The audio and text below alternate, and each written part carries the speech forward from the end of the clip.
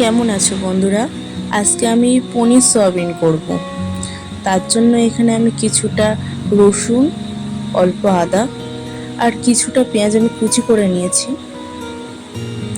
আর এখানে আমি পনির নিয়ে নিয়েছি, অল্প অল্প আলু নিয়েছি আর কিছুটা জিরে আর শুকনো লঙ্কা। আর এখানে আমি মশলার মধ্যে লঙ্কার গুঁড়ো, হলুদ, জিরে গুঁড়ো, চিনি, লবণ আর কাশ্মীরি লঙ্কার গুঁড়ো নিয়েছি।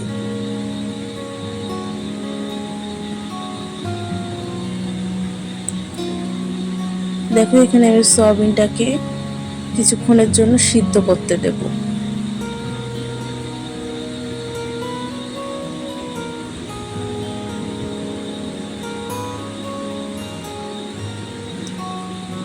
আমার সয়াবিনটা সিদ্ধ করতে বসানো হয়ে গেছে, এবার ভালো করে সিদ্ধ করে নেব। এখানে আমার সয়াবিনগুলো সিদ্ধ করা হয়ে গেছে, দেখেছো কত সুন্দর সিদ্ধ হয়েছে। এবার ভালো করে চিপে জলটাকে বের করে নেব।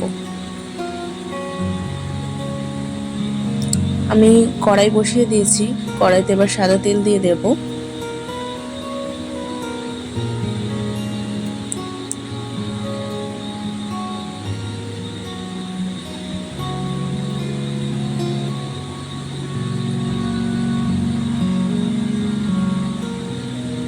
দেখো এখানে আমার তেলটা গরম হয়ে গেছে, এবার আমি এক এক করে পনিরগুলো ভেজে নেব।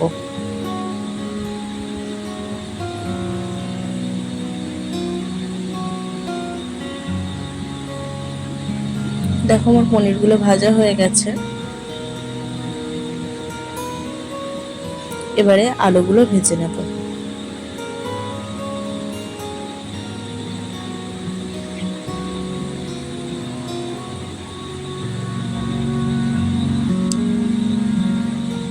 দেখো এখানে আমার আলুগুলো ভাজা হয়ে গেছে, এবার আমি ওই তেলেই জিরে আর শুকনো লঙ্কাটা দিয়ে দেব।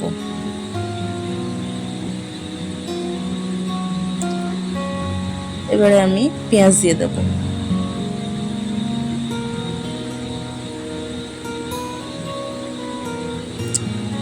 পেঁয়াজটাকে ভালো করে লাল লাল করে ভেজে নেব।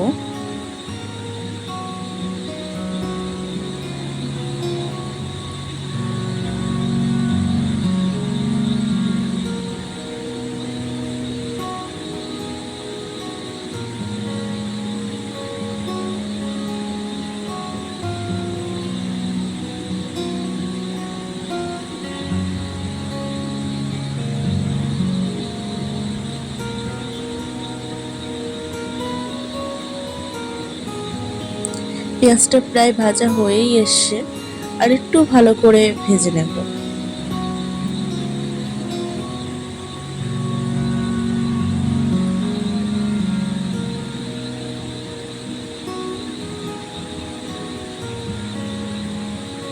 এবার আমি পেঁয়াজ বাটা দিয়ে দেব।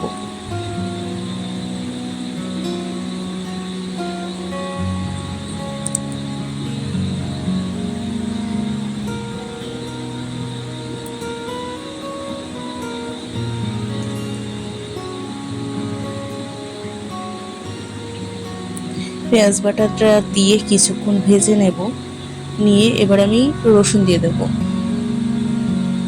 আমি আদাটাও দিয়ে দিলাম, দিয়ে এবার ভালো করে কষাবো।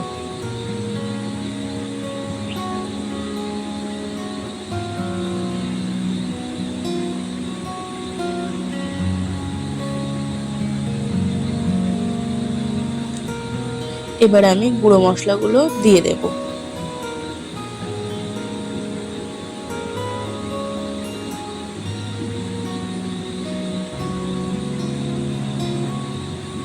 এবার আমি কিছুটা টক দই দেব, দিয়ে এবার ভালো করে একসাথে মিশিয়ে নেব। দেখেছো কালারটা কত সুন্দর এসছে।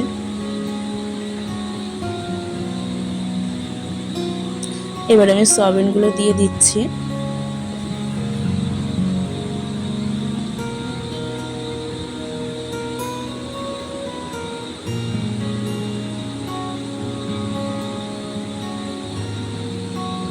আমি এখানে বড় সাইজের সয়াবিনটা ইউজ করেছি, তোমরা চাইলে ছোট সাইজেরটাও ইউজ করতে পারো।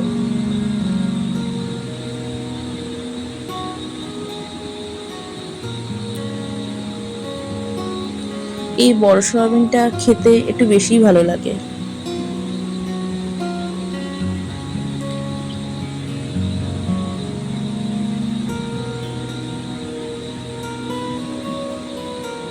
এবার আমি পনিরগুলো দিয়ে দেব,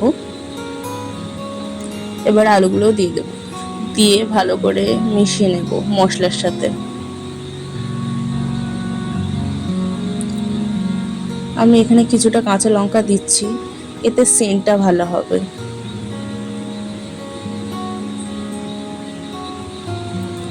দেখো এখানে আমার ভালো করে মেশানো হয়ে গেছে।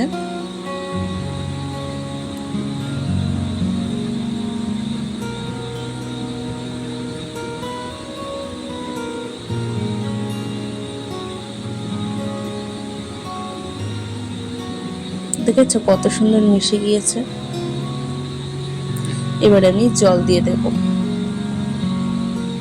যে যার পরিমাণ মতো জল দিয়ে দিও।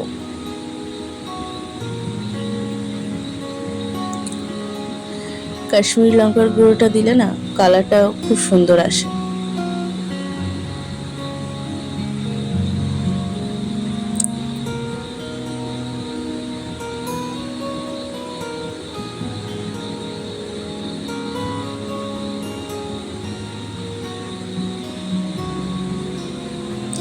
তরকারিটাকে ভালো করে ফুটিয়ে নেব। যেহেতু আলুটা ভাজা সিদ্ধ করা না, তাই একটু বেশি করেই ফোটাতে হবে, নয়তো আলুটা সিদ্ধ হবে না। দেখো এখানে আমার তরকারিটা হয়ে গেছে। এবার আমি গরম মশলার গুঁড়ো দিয়ে দেব। দেখো এখানে আমার তরকারিটা তৈরি হয়ে গেছে। দেখতে কত সুন্দর হয়েছে না? খেতেও কিন্তু খুবই সুন্দর হয়েছিল।